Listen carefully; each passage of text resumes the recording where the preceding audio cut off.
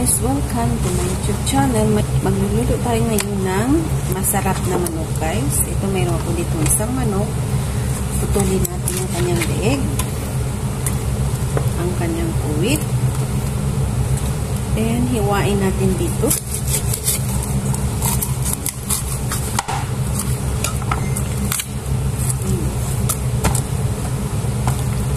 Kunin natin ulit yung so, hiniwa ko siya dito sa kanyang likod. Hap lang natin sa kanyang likod. Pero hindi natin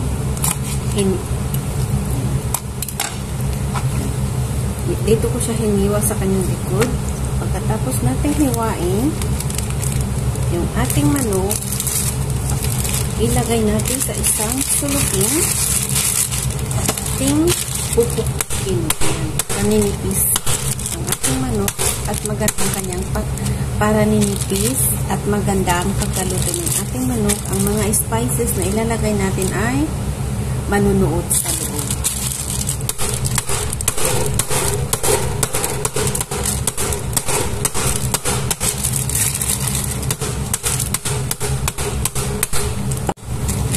Pupuk na natin. Ito na yung ating manok. Ngayon, lilinisin na natin yung kanyang mga lamang, mga dugo dito. Ditong kanyang mga kolesterol. So, lilinisin ko muna. So, sa isang lalagyanan, maglagay tayo ng olive oil. Garlic, isang piraso to aking ginamit. 1 teaspoon vinegar.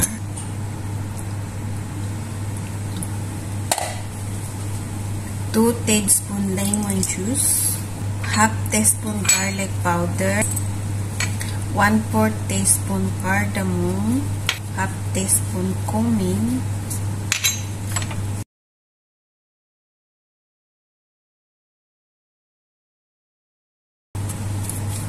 onion powder, 1 teaspoon, half teaspoon paprika.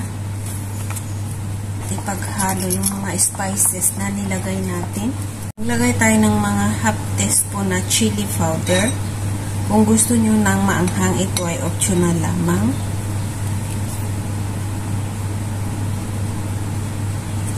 One teaspoon tomato paste. Paghalo natin lahat.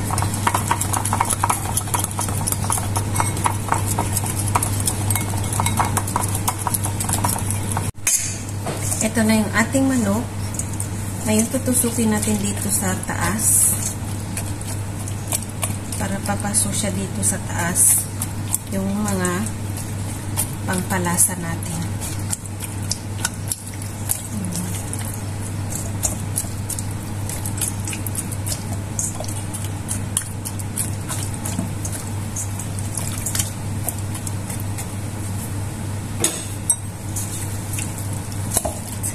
Chicken seasoning. Kung wala kayo nito, okay lang na hindi ninyo siya lagyan.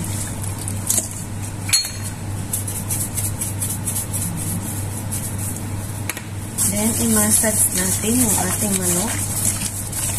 Pwede nyo siya guys i-marinate overnight.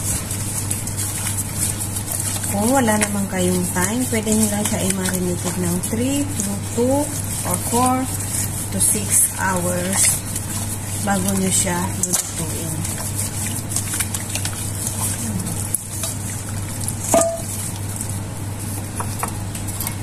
Ito na yung ating ginawa nating sauce.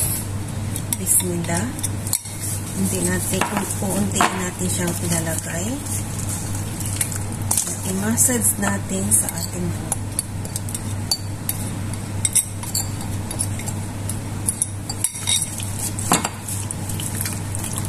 I-massage natin siya sa sulok ng kasulok-sulukan ng ating manok. So, pwede nyo siya i-grilled or barbecue. Ito ay maganda. Pwede. Lalo na sa mga mahilig sa barbecue. Itong recipe na to ay tamang-tama sa inyo, sa mahiling mag-ihaw-ihaw. Ito ay maganda para sa inyo.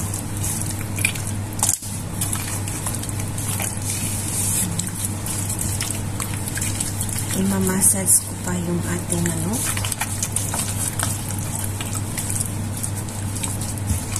So, ito ay mamarinated ko lang siya ng 3 oras bago ko siya lulutuin. Kung wala kayong time, pwede na yung 1 oras, 30 minutes.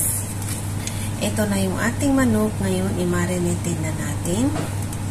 Ito natin ilalagay yung ating wala kaming barbecue na panglulutuan. Kaya dito ko siya ilalagay.